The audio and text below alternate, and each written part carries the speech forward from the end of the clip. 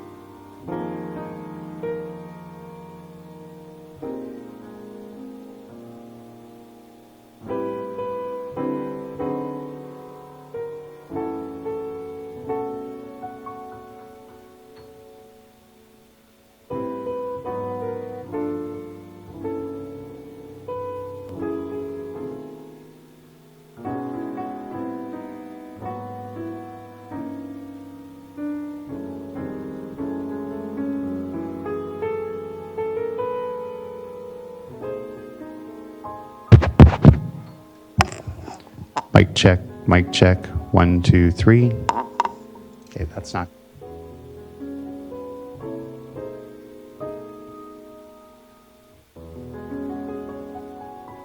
Keep going.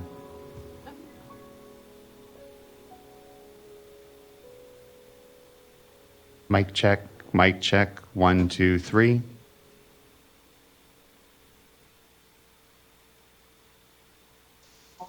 Mic check. Mic check.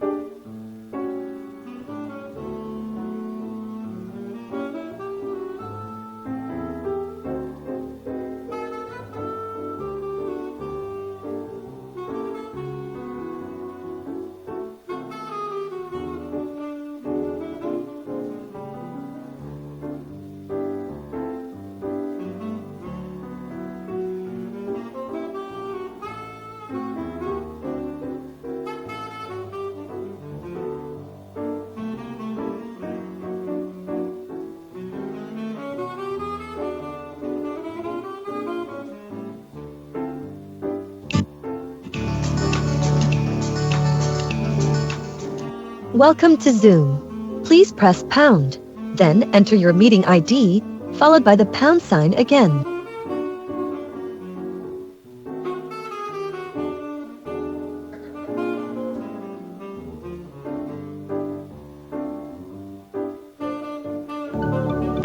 You are in the meeting now.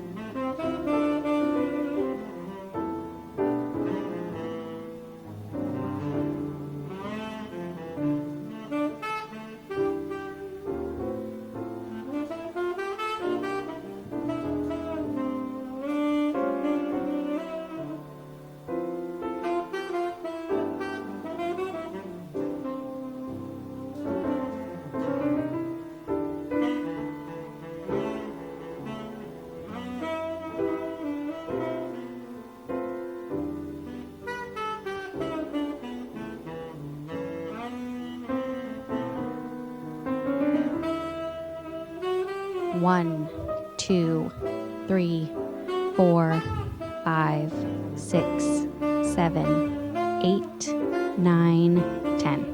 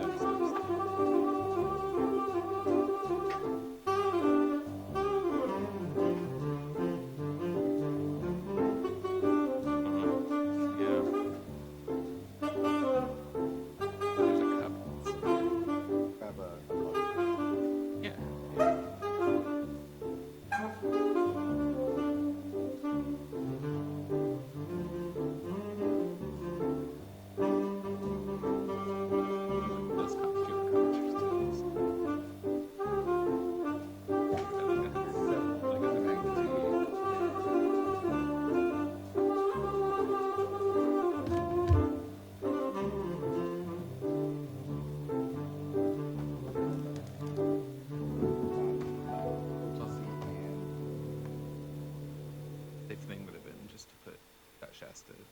Yeah.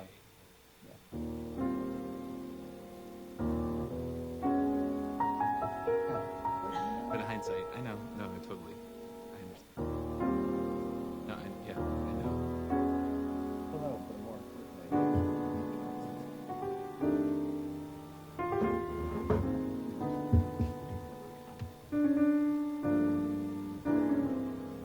Pretty amazing.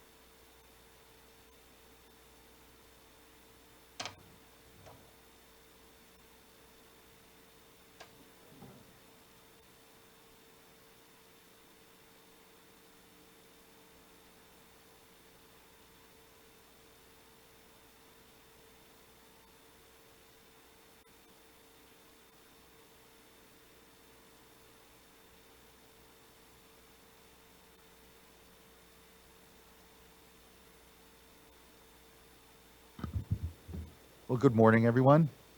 My name is Joaquin Esquivel. Today is Wednesday, August 16th. It is 9:31 a.m., and I'd like to call this meeting back into order. I'll begin by introducing my fellow board colleagues. Joining us shortly will be Vice Chair Doreen Diadamo, Board Member Nicole Morgan, Board Member Sean McGuire, and also joining us shortly will be Board Member Laurel Firestone. With us here today is our Executive Director, Eileen Sobek, our Chief Deputy, Jonathan Bishop, Chief Counsel, Michael Loffer, our Clerk of the Board, Courtney Tyler, and assisting her today is Emily McShane, Margie Argel, and Mike Reading. As you can see, this meeting is being webcast and recorded. It is a hybrid meeting, so we have both web component and in-person. If you're on the web, you're either viewing us through our YouTube live webcast or the Cal EPA webcast. If you intend on commenting on today's workshop item, then you need to be on the Zoom platform. If you are having any challenges getting onto it, which there are instructions at the top of today's agenda and a link, you can also reach out to the board of the clerk at board.clerk@waterboards.ca.gov, and she can help get you here onto the platform. Once you are, your camera will be off. You won't be on mute until it is your turn to speak on today's item. For those of you in the room, good morning, welcome. We're in the Sacramento, California Environmental Protection Agency building. Observe the exits. We'll calmly file out if there happens to be an emergency and await further instruction at Cesar Chavez Plaza. If you intend on commenting on today's item, there's a QR code and a tablet in the back of the room, or you can always touch base with the board clerk. Please do also silence your phones just so that we don't have an uninterrupted discussion. And with that, I think we can get on to the continuation of what was a very long board meeting yesterday, and so appreciate everyone being here so early with us this morning. And we'll kick it over to Ms. Oaxaca. Good to see you. Good morning. Good morning, Chair Esquivel, members of the board. My name is Jasmine Oaxaca, supervising engineer over our safe and affordable drinking water section in the Division of Financial Assistance. And to my left is Doug Bojack from the Office of Chief Counsel. Today, I'll be talking about the draft fiscal year 2023-24 Fund Expenditure Plan, or FEP, for the Safe and Affordable Drinking Water Fund, which was released for public comment on July 31st. And before I get started, I did want to thank my colleagues who have done an incredible amount of work on this program the past couple years, from the Division of Financial Assistance, the Division of Drinking Water, the Office of Public Participation, and the Office of Chief Counsel. Next, please. So first, I wanted to refresh everyone on what funding sources we were talking about when we refer to the Safe and Affordable Funding for Equity and Resilience Drinking Water Program, or SAFER program. The SAFER program includes all funding sources that the State Water Board administers that can fund drinking water projects. These range from capital planning and construction projects to non-capital projects such as interim drinking water supplies, emergency repairs, technical assistance, administrators, and operation and maintenance, or O&M funding. SAFER program's various funding sources include a number of general fund appropriations for drinking water infrastructure, addressing per and polyfluoroalkyl substances, or PFAS, and other urgent drinking water needs. And highlighted at the top is the Safe and Affordable Drinking Water Fund, created in 2019 through Senate Bill 200. The SAFER program also includes drinking water bonds like Prop 168 and 84 from past years, and portions of the Drinking Water State Revolving Fund, principal forgiveness, and a newer funding pot for emerging contaminants. Next, please. We'll start by looking back on progress made this past fiscal year, as well as some trends over previous years since the program began. Next, please. So now talking specifically about the Safe and Affordable Drinking Water Fund, this chart shows a breakdown of fiscal year 2022-23 committed expenditures by solution type. I'll be spending a few minutes on this one. The black text is what we committed this last fiscal year, and the grayed out text in parentheses is what was targeted in last year's FEP. So key highlights going clockwise are that for interim water supplies and emergencies, there was a total of 17.4 million committed. The largest investments included a co-funding agreement with the Tule Basin Water Foundation to complement their work under CV Salts, and new countywide programs in Imperial and Shasta counties. For technical assistance, there is a total of 78 million committed. This is the highest amount for any particular type of solution. Funds were committed to 5 new TA providers, which significantly increases our TA capacity across the state. And these funds will be administered out for upcoming assignments over at least the next few years. For administrators, 15 million was added to the Provost and Pritchard Master Agreement to assist an additional 6 water systems, and additional funding went to system-specific administrator agreements. For planning, with the large number of funding available through the Budget Act of 2021 for drinking water infrastructure, no safe and affordable drinking water funding was committed this past fiscal year towards planning projects. However, more planning projects are being directed to go through technical assistance. For construction, 8 construction projects were funded through the Safe and Affordable Drinking Water Fund.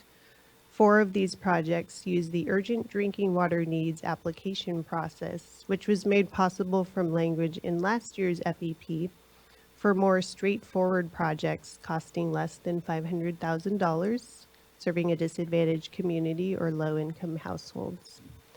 Again, with a large number of funding available for drinking water infrastructure projects, only a small amount of safe and affordable drinking water funding was directed here.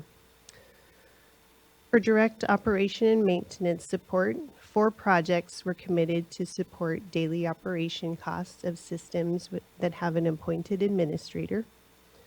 2 other direct O&M projects had funding committed to assist the Benton Paiute Tribe and El Porvenir water systems. For other program needs, no safe and affordable drinking water funds were committed this past year for pilot projects or contracts. For the point of use, point of entry treatment pilot actions that were identified in the POU-POE report will be incorporated into the scope of Stantec's TA Master Agreement. And lastly, our actual staff costs were close to what was initially estimated. Next, please. This slide shows a map of active funding projects as part of the broader SAFER program on the left. Locations are color-coded to indicate which systems are receiving assistance are categorized as failing or at risk. On the right side, the slide looks at broader SAFER program funding trends the past 3 fiscal years. On the top right is a bar chart of the number of systems funded by solution type, interim, planning and assistance, and construction. In fiscal year 2022-23, most of the systems funded are for interim solutions and planning or technical assistance, for an overall total of about 260 systems funded. On the bottom right is a bar chart of total funding provided by solution type. Looking again at fiscal year 2022-23, a majority of dollars are going towards construction projects for an overall total of about 240 million funded. As you can see, over the past 3 fiscal years, both the number of systems funded and dollars provided have been increasing. Next, please. Looking in more detail cumulatively, this slide shows broader SAFER program performance since 2019. We have provided interim solutions to 276 communities and 4,600 households, technical assistance for 383 communities, 63 of which are for planning via technical assistance, executed or completed planning assistance projects for 50 communities, and completed construction projects for 116 communities. These totals represent the broader SAFER program, which includes the Safe and Affordable Drinking Water Fund and other complementary sources that I mentioned at the beginning. In total, this equates to over $620 million in funding, benefiting approximately 1.2 million people. I will note that for the construction projects, the $511 million reflects projects going through our Office of Sustainable Water Solutions, which focus on small disadvantaged communities. The numbers in parentheses also include other drinking water funding provided, mostly loans to larger communities. Next, please. This slide shows broader SAFER program funding trends the past 3 fiscal years by system status. On the left is a bar chart that shows the percentage of failing and at-risk systems that are receiving some type of assistance year over year. This has generally been increasing. On the right, the bar chart shows total funding provided to failing and at-risk systems, which is also generally increasing. Next, please. Taking a look at a snapshot in time, as of June of this year, for failing systems, 62% have assistance either approved or requested, with total funding of $410 million. And at-risk systems, there are 27% that have assistance either approved or requested, with total funding of $284 million. A quick note on the systems, approximately 2/3 of failing and at-risk systems serve small disadvantaged communities, and a majority of the remaining third are small non-disadvantaged communities. Next. Shifting focus to some of the other metrics we are tracking, there are a couple of different ways we are starting to evaluate racial equity and environmental justice in relation to the projects we are funding through the SAFER program.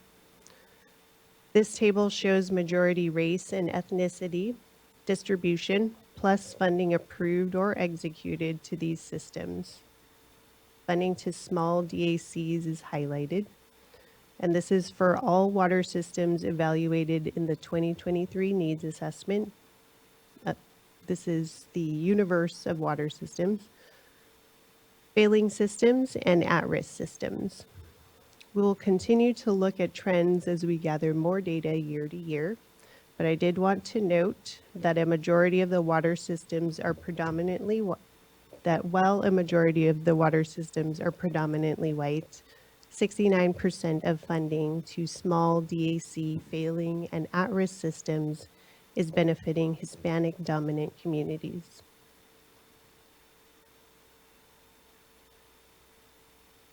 This table looks more at environmental justice and shows a range of CalEnviroScreen scores plus funding approved or executed to these systems, with funding to small DACs highlighted for, again, all water systems evaluated in the 2023 needs assessment, failing systems, and at-risk systems. As background, CalEnviroScreen is a mapping tool that was developed by our colleagues in the Office of Environmental Health Hazard Assessment, which helps show which California communities are most affected by many sources of pollution. Higher CalEnviroScreen scores mean higher overall pollution burden or vulnerability. A highlight of our data here is that a majority of failing and at-risk water systems are also located in areas with the highest pollution burdens. These are also the areas with the most funding approved. Next. This year, we introduced a new metric category to track drinking water-related inquiries that we are receiving from tribes. Some of these items shown here we are only just starting to track, but moving forward, this will help us ensure equitable access of SAFER funding and encourage our engagement with tribes on opportunities where the Safe and Affordable Drinking Water Fund in particular may be able to bridge funding gaps. Since July 2020, we have provided $622,000 in drinking water funding to tribes, which has benefited 6 tribal drinking water systems. In terms of process improvements, specifically those that will impact administrative efficiency of the funding process, we are excited to be kicking off the Expedited Drinking Water Grant Funding Program, or EDWG, which had its guidelines adopted by the board in March of this year. Under the EDWG program, certain eligible construction projects may be funded through this process, which has a more streamlined application compared to the traditional drinking water state revolving fund application. The EDWG uses state funds, allows some documents to be reviewed and approved later in the process, and aims to have agreements executed within 4 months of the preliminary award letter. Eligible applicants include community water systems owned by public agencies, public utilities, and K through 12 public school water systems. Eligible projects include construction projects eligible per the Drinking Water SRF policy and intended use plan, with a focus on small communities. Projects should address high priority public health or water supply and reliability issues, category A through D, or enable consolidation with a maximum of $15 million per project. 3 initial rounds of the EDWG program are in progress, with the first phase of funding agreements expected to be executed this fall. These next slides, we are highlighting a few recent projects. This one is a consolidation of the El Adobe Property Owners Association water system, serving 200 residents with the Lamont Public Utilities District. Both systems serve severely disadvantaged communities, and both are on the failing list for arsenic and 123 TCP respectively. This project utilized technical assistance to help with planning and design between 2020 and 2022. The construction project funding was split into 2 phases, with both funding agreements executed within 6 months of complete applications. For Phase 1, a $5.5 million grant was executed in 2021 to replace one well in the Lamont system. This is expected to be completed in October 2024. And for Phase 2, a recent $25.4 million grant was executed earlier this year, which will consolidate the El Adobe community and further improve Lamont's system with the replacement of the remaining 3 wells. This phase is expected to be complete in June 2025.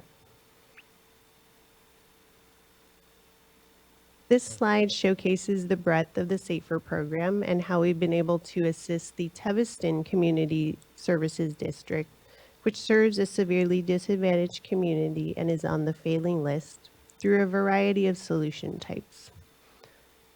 For the long-term solution, well site and system improvement planning was funded by the State Water Board, with the associated $3.9 million construction project funded by the Department of Water Resources Small Community Drought Relief Program, expected to be completed in December 2024. Because the system has been unable to consistently provide safe drinking water, it was designated for administrator appointment, which occurred recently in June 2023, when Stantec was appointed as the system's administrator. Coordination will continue with neighboring systems on the best long-term solutions for the system. As with many of our systems with appointed administrators, an associated O&M agreement was approved for Teviston so that the system can continue with daily operations while the administrator is in place. Additional funding has been provided by the State Water Board to Teviston for interim supplies via Self-Help Enterprises regional programs, totaling $365,000 in bottled water and short-term hauled water during outages. Another $186,000 in emergency funding has been provided since 2021 via Self-Help's emergency funding program for 3 projects which helped with well repair, rehabilitation, and replacement of an old storage tank. Next, we will look ahead to this current fiscal year 2023-24. This slide shows all the funding sources we have available for the broader SAFER program to go towards drinking water projects. In total, around $773 million is anticipated to be available for use this year from the Safe and Affordable Drinking Water Fund, plus other complementary funding sources. At least $635 million will be available for capital projects, though some of these funds are limited for certain project types, such as those addressing emerging contaminants. These are our proposed priorities for the SAFER program this fiscal year and should look familiar. We will continue to focus our efforts on small disadvantaged communities and low-income households. Some of the language describing the priorities has been updated. We added water systems relying on bottled or hauled water in the last 3 years, and also added some specificity to the consolidation priority to include state smalls and domestic wells located near water system boundaries. Next. These are our proposed targets for the new fiscal year's appropriation of $130 million. Looking at the light green row towards the middle of the slide, overall we propose $113.9 million to go towards projects, with $15.9 million for interim water supplies and emergencies. We also carry forward $23.5 million for these projects from prior fiscal year appropriations. As a side note, not shown here, we did receive a budget augmentation of $55 million for drinking water emergencies, which we will use to supplement existing programs for tanks and hauled water and well repair or replacement. Moving on, we target $15 million for technical assistance, $30 million for administrators, $3 million for planning, $20 million for direct O&M support, and $30 million for construction. We also have $1.5 million for contracts, for example, data management investments, and an estimated $14.6 million for staff costs. Going into a bit more detail on the targets from the previous slide, Safe and Affordable Drinking Water Fund investments and solutions will continue to be focused on small DACs and low-income households. Significant investments are proposed to help address the large number of state smalls and domestic wells considered to be at risk for either water quality or drought impacts. Much of this will come from other sources than the Safe and Affordable Drinking Water Fund, however, such as the recent $55 million general fund allocation for drought emergencies. Regarding allocations specifically from the Safe and Affordable Drinking Water Fund, $30 million is proposed to assist an additional 10 to 15 administrators. On the construction side, the targeted $30 million will help fund an additional 30 priority systems with backup generators in response to requirements of Senate Bill 552. Also, a portion will supplement existing programs that extend service or repair or replace contaminated or dry wells. $20 million is proposed for direct O&M assistance, which is expected to benefit up to 30 systems using a streamlined approach. I will talk more about this program in a bit.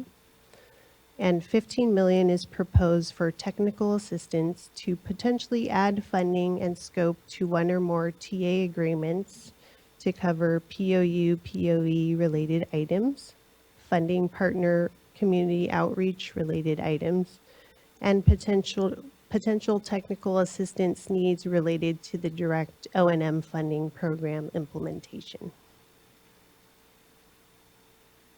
Next, I wanted to summarize key updates to the FEP text compared to last year's version. So these include for direct O&M support, there is more detail added around steps to develop the O&M funding program, including the affordability threshold and streamlining the O&M funding award and disbursement process. Again, I'll talk more about this next. In the construction section, we added a description of the new expedited drinking water grant program guidelines. Regarding drought infrastructure, information was added clarifying that the urgent drinking water needs process can be used for backup generators for small DAC water systems. For metrics and performance, some metrics were modified to better align with how tracking is occurring across the SAFER program, and a new metric category was added on tribal coordination of drinking water projects. Additionally, for tribal considerations, updates were made to describe recent outreach and coordination efforts, new tracking requirements via Assembly Bill 2877, and the Tribal Needs Assessment chapter, which was added as Appendix A1. Next, I'm going to provide a few more details on our proposed approach for the direct O&M funding program. The goal of this program is to provide assistance to directly address the affordability of water while also improving system sustainability. In order to implement this, we are proposing a streamlined, standardized approach for efficiency. We will also continue to utilize O&M funding to assist with voluntary consolidations and provide interim O&M funding for water systems that have been appointed an administrator. The direct O&M funding guidelines will be considered as an appendix to this year's fund expenditure plan. At this time, the program is envisioned to have 2 tiers. Tier 1 statewide prioritization will target a short list of systems with water rates above 2.5% of the community's median household income, or MHI, and a high affordability burden per the 2023 Drinking Water Needs Assessment. Funding provided will help lower the existing rates down to 2.5% of the MHI and also help the system establish an operating reserve account. As part of conditions to receive funding, the systems will be expected to conduct a feasibility study on potential improvements to reduce operating costs, and technical assistance will be available for this as needed. For Tier 2 case-by-case assistance, individual requests will continue to be considered for O&M funding. Some potential example scenarios where this may be considered would include water systems with existing debt burdens, where revenue collected is less than the operational costs and water service is likely to discontinue. Water systems owned by California Native American tribes that can demonstrate an O&M need. K through 12 public school water systems and other small DAC water systems facing unique affordability challenges that are otherwise not part of the initial round of Tier 1 systems. For the fiscal year 2023-24 funding target for direct O&M, $20 million is proposed to fund up to 30 new O&M funding agreements, each with 3-year terms with our existing staff resources. For timing, we expect the direct O&M guidelines to be adopted as an appendix to the fund expenditure plan when it's considered for adoption this fall. Shortly thereafter, we hope to move forward with noticing eligible Tier 1 systems of funding availability, similar to the approach with the EDWG. We would request application materials back in January 2024 and expect agreements to be executed by summer of 2024. So I did want to restate that systems that do not fall under the initial Tier 1 criteria can still be considered as Tier 2 on a case-by-case basis. Additionally, O&M funding will continue to be available to assist with voluntary consolidations, as well as for interim O&M funding for water systems that have been appointed an administrator. Lastly, I will go over the next steps in our FEP process.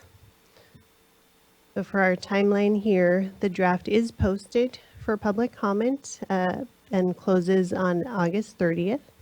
Today's board workshop follows a Safer Advisory Group meeting, which was held last Friday, where we discussed the draft. And we will respond to comments and revise the plan in September and bring it back to the board for your consideration at the October 3rd board meeting. And at this time, we can take any questions. Just first, always an incredible amount of thanks. It's been rewarding to see the growth of the program through these last years, and each year the fund expenditure plan becomes more robust and more responsive to, I know, a lot of the feedback and work that's going on. So I appreciate also the summary of the amount of assistance we have been able to get out. It's really important to be tracking the effectiveness, as we all know, of the program, and I continue to see that as well within all the work. So just thank you here at the top. No questions from me at this point, actually. Just have appreciated the thoroughness of the fund expenditure plan here and the continued good work around access. But I look to fellow board colleagues if they have any questions themselves.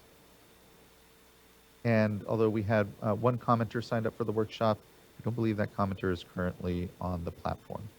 So, and we do have some in the back there, actually. So, okay, by all means, Mr. McGuire. Board Member McGuire. Yes, thank you for the presentation and all your work on the fund expenditure plan. I know it's a marathon, not a sprint. It's it's a long program, and it's encouraging to see the incremental progress every year that you've been making with reaching out to communities and working with them to develop and implement solutions. So I'm always encouraged by that, and also the development of the metrics.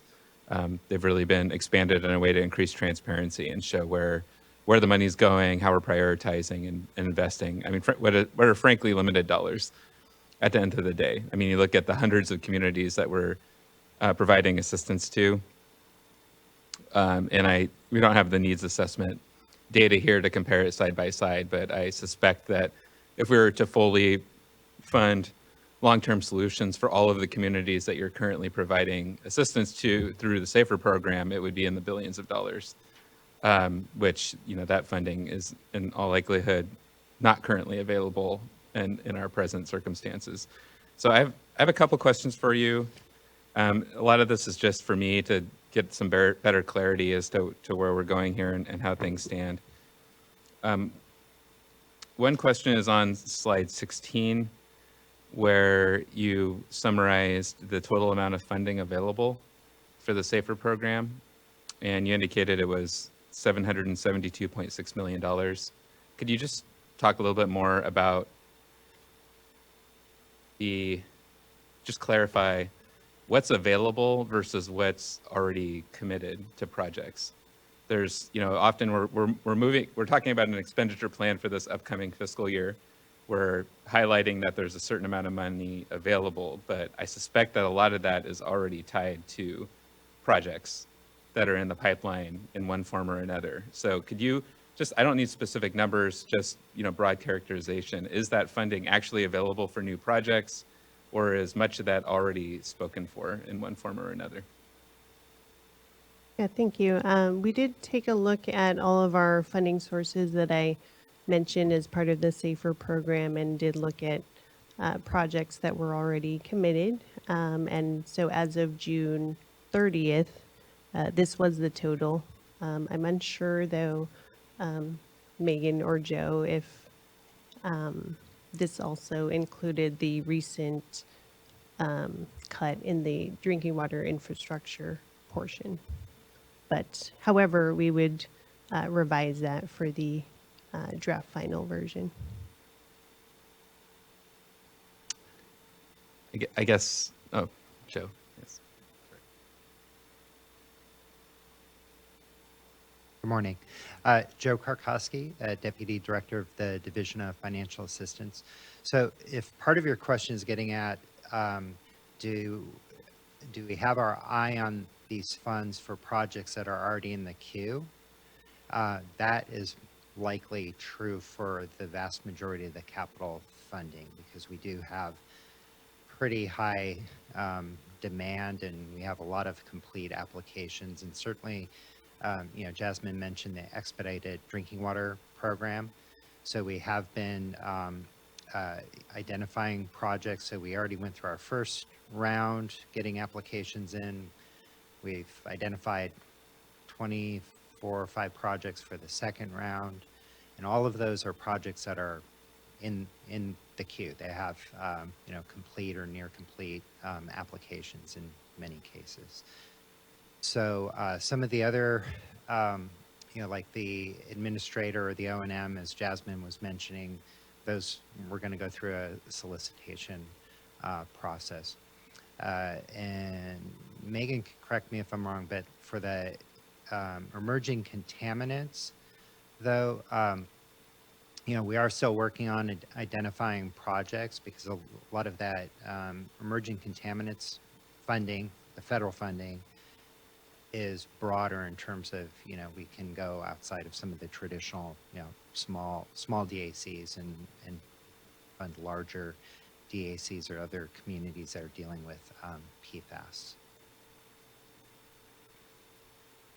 Yeah, thank you. I think that's just an important part of the story to tell. And part of my reaction here is looking at the amount of technical assistance investments that we've made. And I added up 2 numbers, which one is how much has been committed to technical assistance in the past years, and then this last year. And I may be wrong, but I believe it's somewhere in the order of $120 million.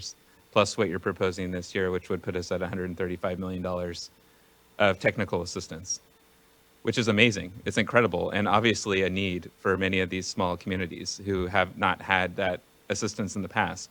But I suspect that every single one of them has infrastructure, either interim water solution needs or built infrastructure water supply project needs. And each one, as they're going to move through that pipeline, is going to start to look more and more like a high priority, because they're all high priorities, frankly, right?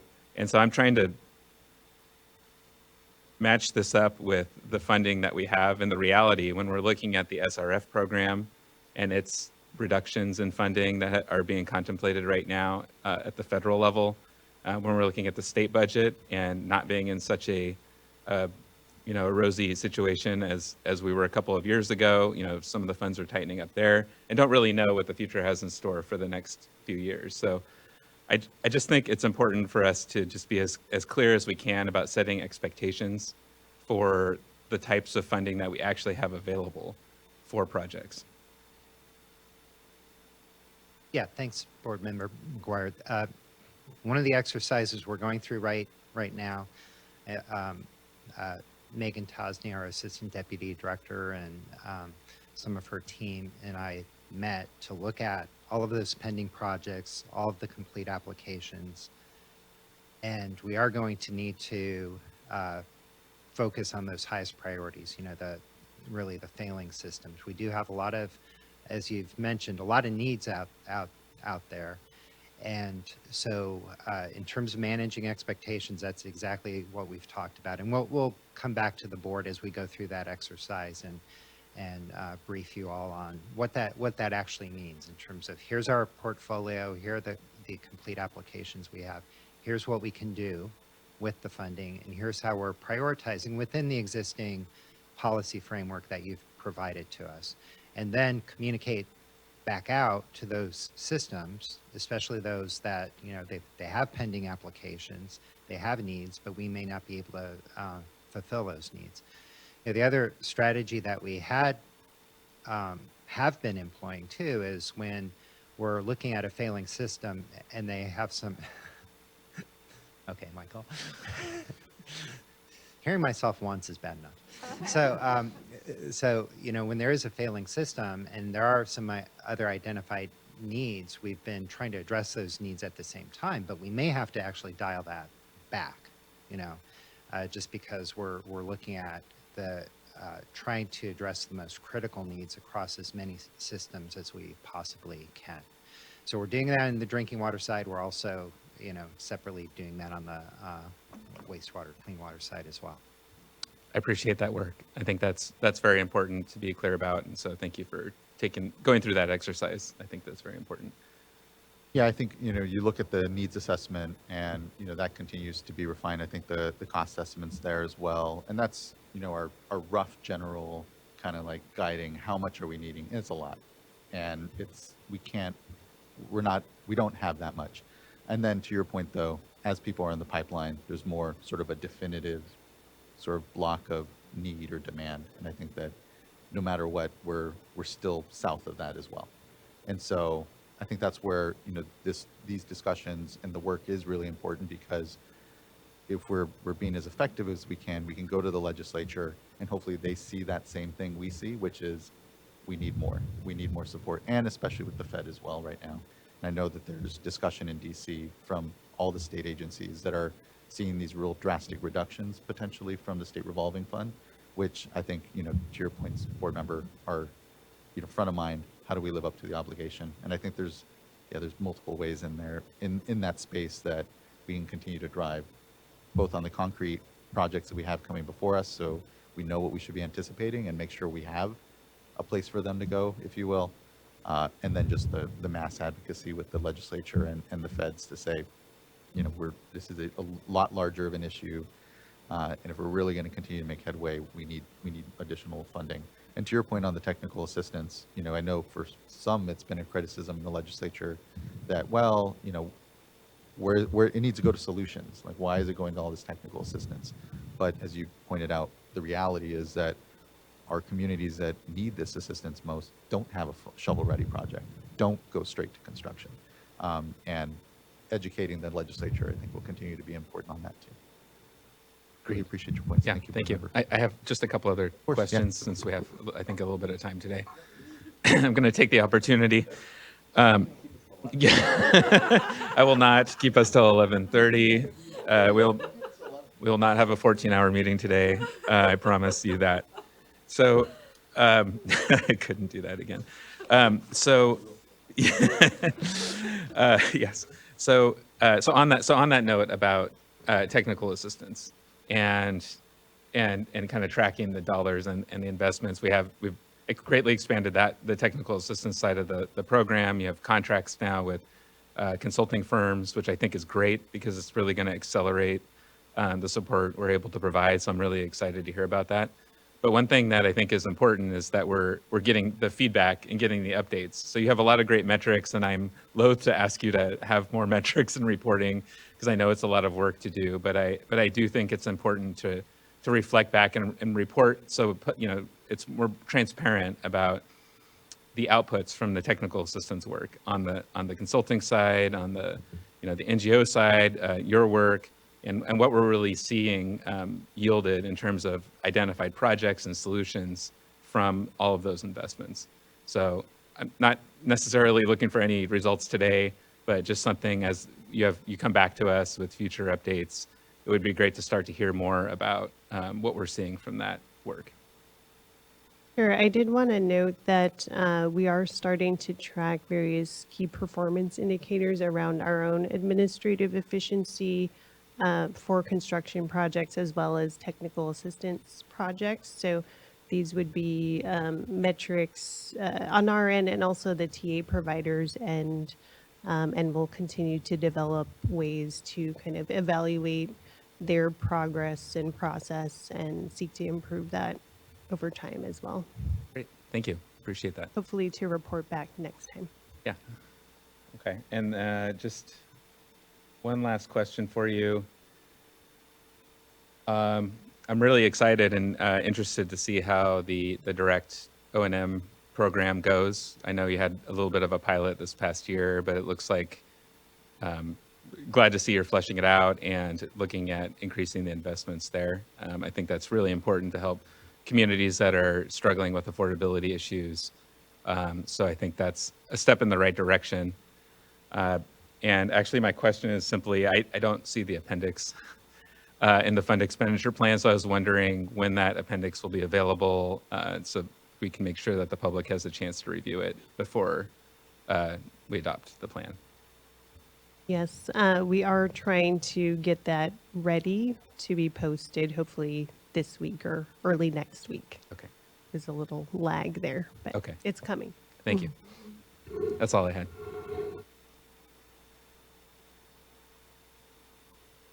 Board Member Firestone.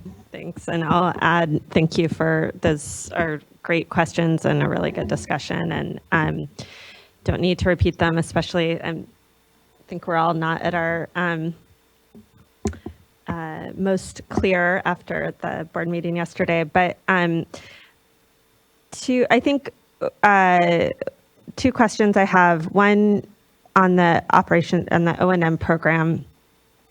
You talked about soliciting with that kind of tier one, and I'm just, this also would be the first time we'd have an application like this. And I know we're trying, we've learned things from the first few years and also probably from the arrearages program to some extent.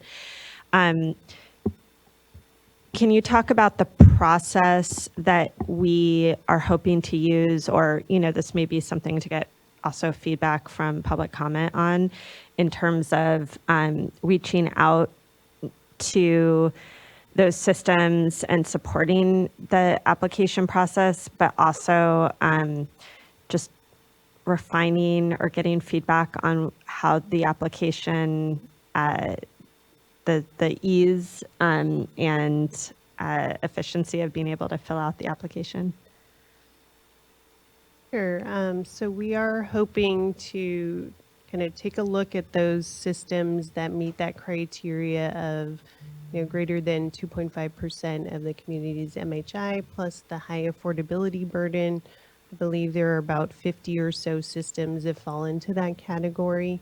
Due to our staff resources, we'll further whittle that down, likely based on those on the failing list, but we're still discussing that. But going back to the question on the application, we're hoping to kind of mimic the EDWG in a way. And so we would identify the systems we'd be targeting and then send them kind of a letter noticing them of the funding availability and the documents that they can fill back and return to us by a certain date. And then we kind of move through the process that way, if that makes sense. Great, yeah, and it would be great to get feedback from folks on, how we can make that work most effectively, because it's both on the outreach and the application side, since this is going to be a lot of learning. I think it would be great to make sure we can be transparent about which systems are in those tier ones once we have that information, so that that can be shared with the public and also TA providers, just because I think the more that there's support for systems awareness and they're hearing it from multiple sources, and that it's more likely that we'll be able to get the applications and get that money out. Mm-hmm. Other question, really a comment, is just, I think that to build on the discussion that Board Member McGuire was leading, is just, in addition, I am really concerned about the timeline that it takes overall to get from not having safe drinking water to having safe drinking water. And I think we all know there are so many reasons why that takes longer than anyone wants.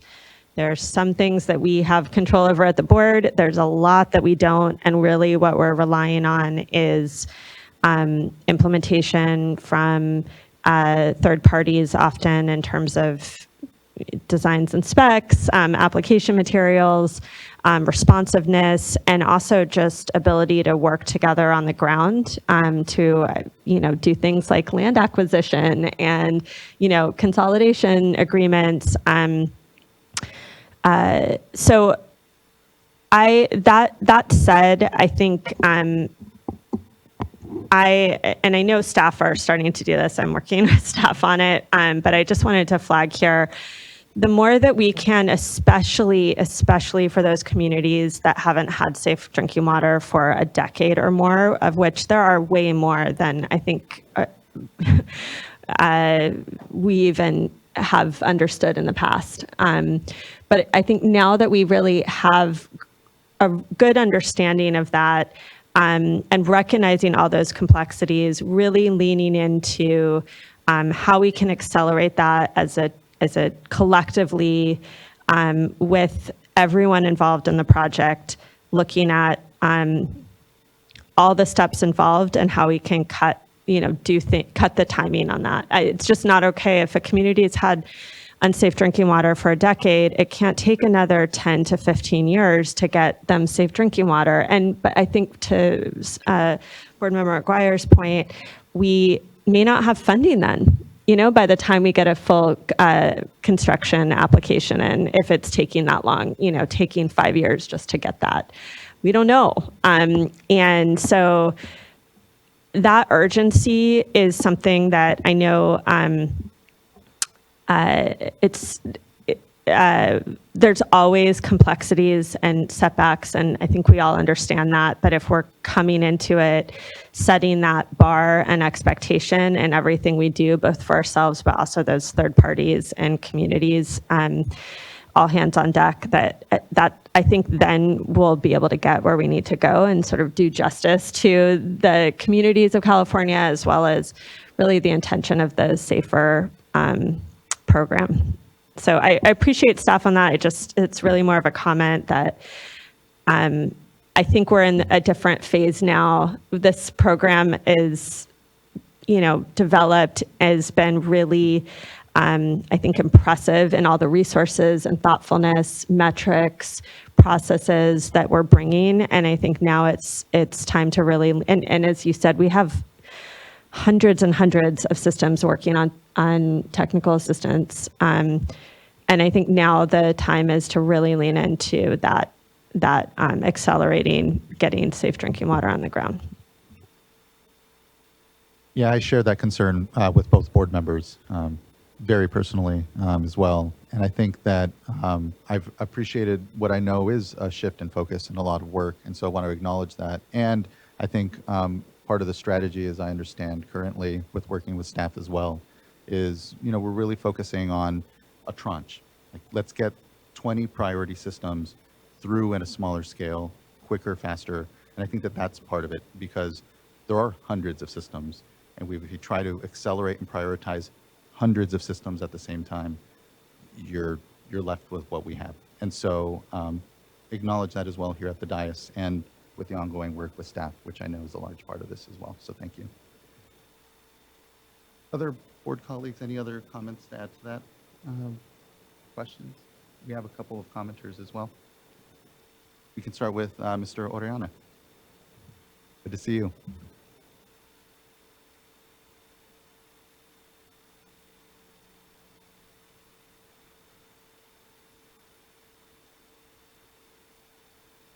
On now. Good morning, Chairman, board members, and staff. I think the volume may be a little low in here too. So. Looked like it was on. Okay. All right. Well, good morning again, Chairman, board members, and staff. Eric Orellana on behalf of Community Water Center. Wanted to provide comments in response to the fund expenditure plan. We're still developing comments, but we'll be submitting them in writing. I just wanted to share some immediate reactions here. I think the SAFER program is doing a lot of great work, and I want to start off by saying that I really appreciated the highlights from both Teviston community and the Lamont community as well. I used to play soccer in Lamont. I would lose oftentimes in the championship game there, but just really excited about the work being done there. There's a lot of Latinos there, and so appreciate the work that the State Water Board is doing to prioritize Black, Indigenous, and people of color.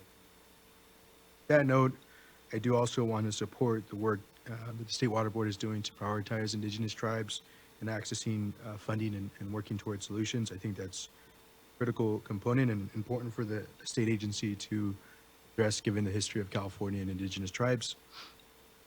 And I also wanted to uplift a couple of other things that really appreciated about this fund expenditure plan.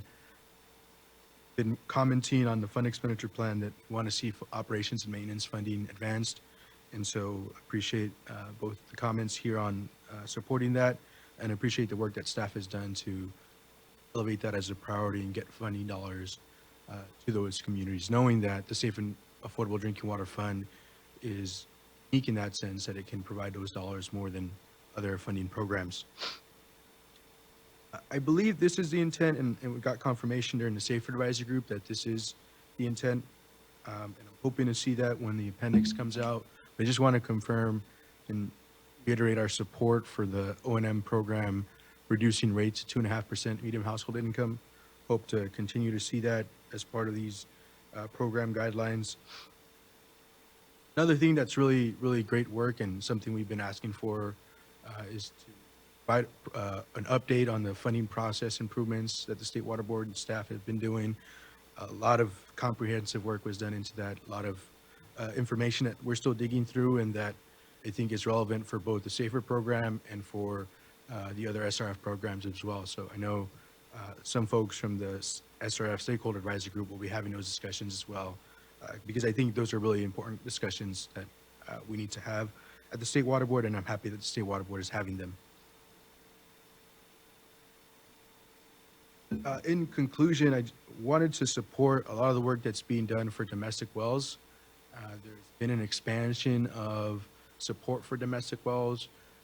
It's been unfortunate that haven't had a lot of support for domestic well communities at a local level, from local counties to groundwater sustainability agencies, just actors within local communities not really stepping up and supporting the domestic well needs across the state. And so the State Water Board has been stepping in and doing a great job there. The board is working with RCAC to partner on a program to support middle income residents who are just above the funding threshold. I remember speaking to a resident who was a few $1,000s above the threshold and concerned about not being able to fund a solution. And so just super thankful for the work being done there.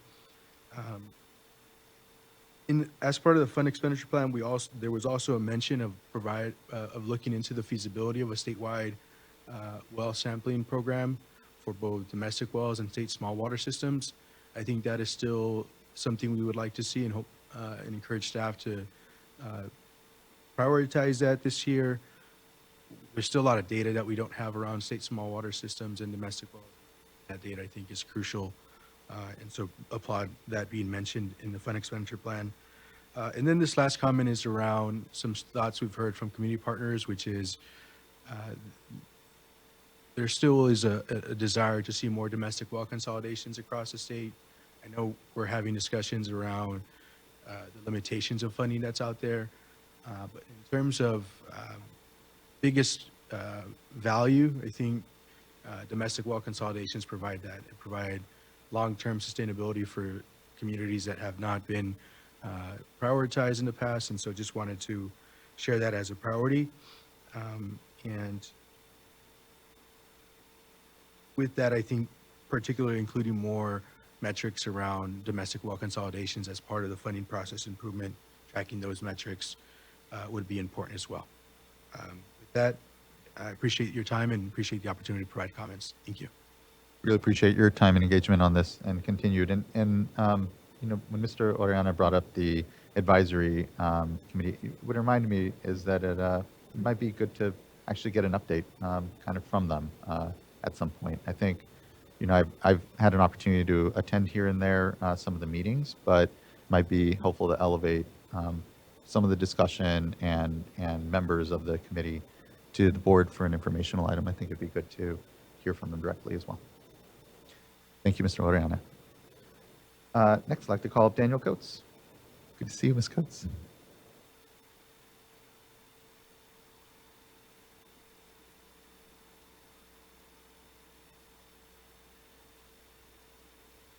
Good morning, Chairman, members of the board. Morning, morning. Thank you for having me here this morning. Join this morning along with the rest of the public. I just wanted to appear today to recognize the work that staff has done. I think this year's fund expenditure plan does represent a number of really important improvements. I think the water community has continued to identify a number of areas that we would like to see included in the fund expenditure plan. I think areas where we have seen those asks reflected. And I think we could definitely look at the regional solutions as one of those asks that we've had, prioritizing failing systems that over maybe at-risk or other systems. That was an item that was identified clearly in the fund expenditure. On that item, we would encourage, or I would encourage, as I'm here, that the fund expenditure plan continue to look at those systems that are 3+ years on the human right to water list. I think a lot of the observations that have been articulated specifically by Board Member Mugwire and Board Member Firestone are some of the ones that reflect our interest, more again being ranchos. We do have a sincere interest in the metrics that are going to be developed as far as the application of the O&M and then assistance, the streamlining assistance. That is an area, a great interest, because being able to deploy those resources and access those resources is of great concern to us. One area that I would also like to underscore is taking a deeper dive on what sustainability for those solutions look like. I think it's important that we are able to communicate that effectively, and that will go a long way towards that next step in communicating to the legislature and advocating on behalf of the program. Because when we're able to tell them what a sustainable solution looks like, then we're able to tell them that we've had some successes. In that regard, I would also like to encourage a tremendous amount of case studies, like similar to what we've seen today. Having a portfolio of those case studies, again, will be really important to this effort, and understanding what has been applied, where it's been successful, and if there's been any backsliding in the program. I think I'll pause here, but I will reflect additional comments. Thank you so much, Ms. Coates. Really appreciate the continued engagement by Rancho, and I know the water community at large in the program. So really means a lot. Appreciate the feedback. Thank you, thank you. Colleagues, Board Member Morgan. Thank you. I just want to, thank staff for the, all the hard work on this program, and I know it's grown a lot in over the, last few years since it started. With the, just brought up earlier, the additional technical assistance providers, and I was just, thinking about that, and I think that it's great having just all the technical assistance. It's needed, and just as we're looking at the projects, I just want to make sure that we don't lose sight of the uniqueness of each system and the different technical needs that each system needs. And when we're looking at streamlining, there's a lot of great work that has been occurring in streamlining the processes and moving things forward. But then as we're doing that, I want to make sure that we also recognize that systems, they are unique and they have unique technical needs, and that we don't go so far, which some of our streamlining efforts, to where we slow down a process, where we continue to recognize the intricacies of the system, and we pull those two together, and we find that right balance to where we continue to expedite the correct technical solution for each system. We right-size those, and we continue to move them forward. And I think also, which is, it's great to be looking at those failing and at-risk systems, because otherwise the list just keeps growing of those systems that are out of compliance and failing, and those that don't have safe drinking water, and to keep moving those projects also forward and finding the right technical solutions for those systems also. So just want to, thank you guys for all the hard work that you guys have put into this program, continuing to, improve it year after year and looking at, how can you, look back and learn and continue to make this program, more of a success each year. So, thank you. Thank you, board member. Any further discussion? This is just a workshop, so no voting item. So, but anything further that folks would like to discuss here, and or anything further, Ms. Oaxaca? Okay. Then we can wrap up this item and just appreciate again the discussion and look forward to the adoption of the plan and then ultimately just the continued iteration, I know, of the discussion we continue to have here. So thank you. Appreciate the work. And that concludes item number 10. What we still have on our agenda is board member reports from yesterday, which we held over because no one wants to hear a board member report at nearly midnight. So any board members would like to kick us off? Circling back here to our agenda item number 9. I don't have a report, thanks. I also do not have a report. You? Okay, I think, board member Gordon. Yes, I can go Not my with my report. very Okay. detailed report, which is one item. So, and I actually mentioned this at the last board member report, which was that I told you I was going to be speaking at the Cal Nevada AWWA workshop on reuse and desal. And so I did do that.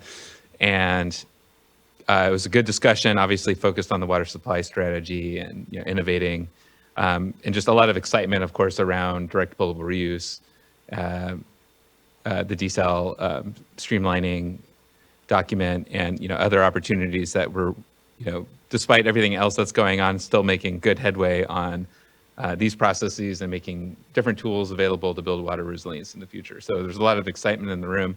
One of the takeaways I had was just ongoing concerns from many of the water systems in terms of operators for advanced drinking water treatment facilities for direct potable reuse in particular, where we're continuing to blur the line between drinking water and wastewater. And there's always been this steady drumbeat of need and concern about having enough operators anyway, let alone adding this new layer to the hopper. So that was my sense from the discussion, was that was a lot of the focus was on how do we get some better clarity in that area.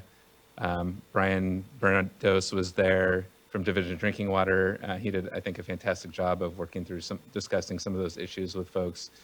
But just wanted to raise that as a point where, as we go forward, it'll, I think, warrant some continued discussion and thought as to how we can bring many of these systems along, as there's so many communities looking at investing in these technologies. So it's going to be important to provide as much support and clarity as we can. And that's all I had. That's fantastic. Really appreciate that, board member. And I know that there is a robust workforce development discussion happening because of the retiring workforce. But then to your point, these new skills and I appreciate AWWA because I know that they've developed, certifications around in this space of overlap of recycling and drinking water. And I know that, we have our operator certifications. I think interoperability between the West, especially in some of our certifications, would be helpful. It's hard because we obviously have very different standards sometimes amongst the states, but I think that figuring out how we address that talent pool issue, I think is great. So thank you. To see what we can do with time amongst us, but a lot of priorities. Vice Chair.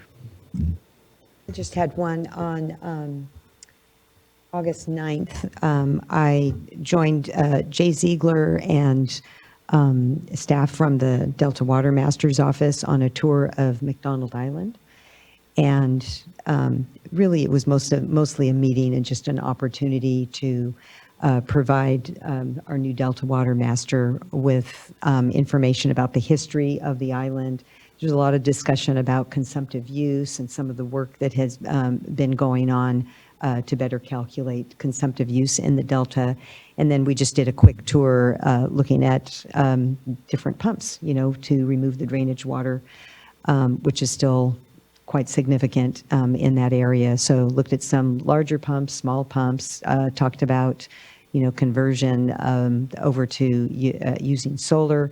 And then, although not the purpose of the tour, but there's a lot of turf in the area because there's one of the owners of Delta of McDonald Island is involved in, runs Delta Bluegrass, I believe is the name of the company.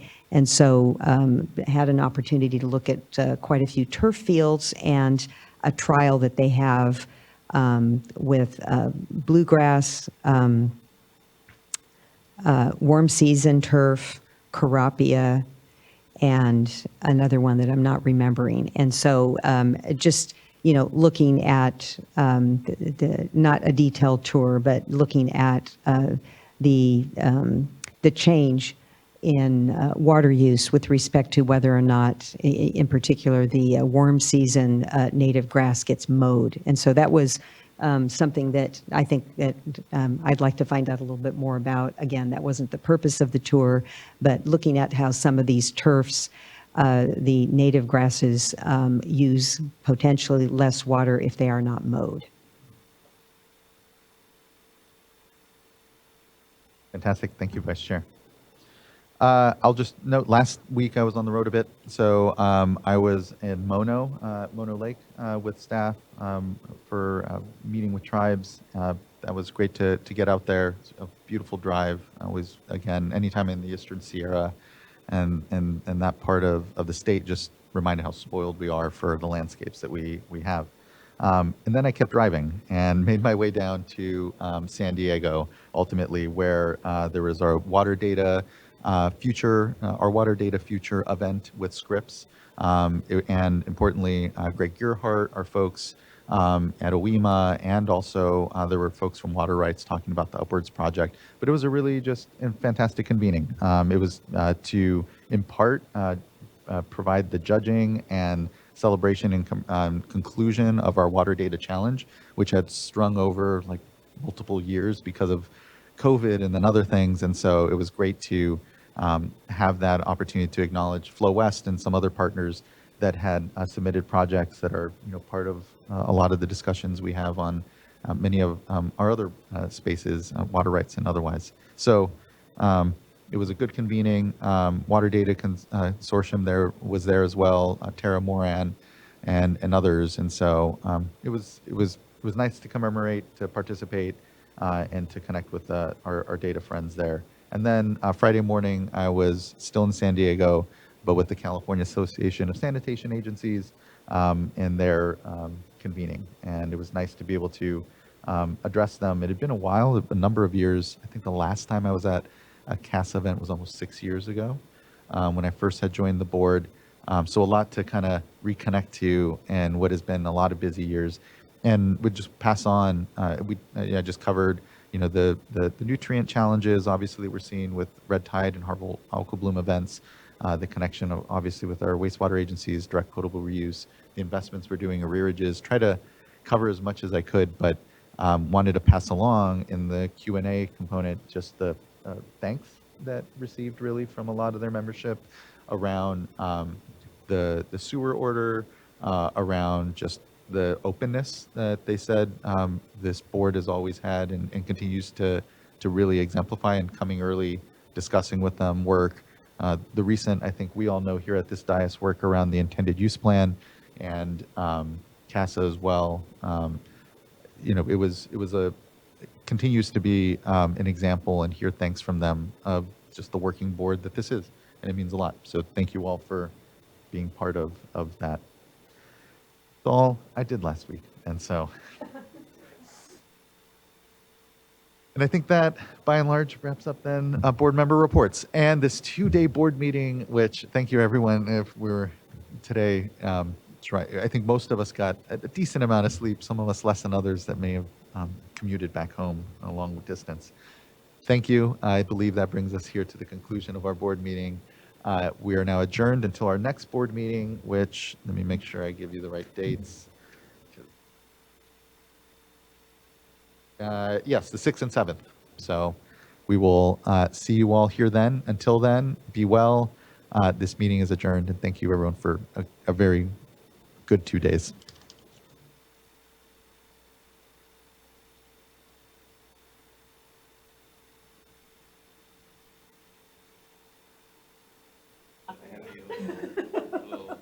Center, as part of our focus.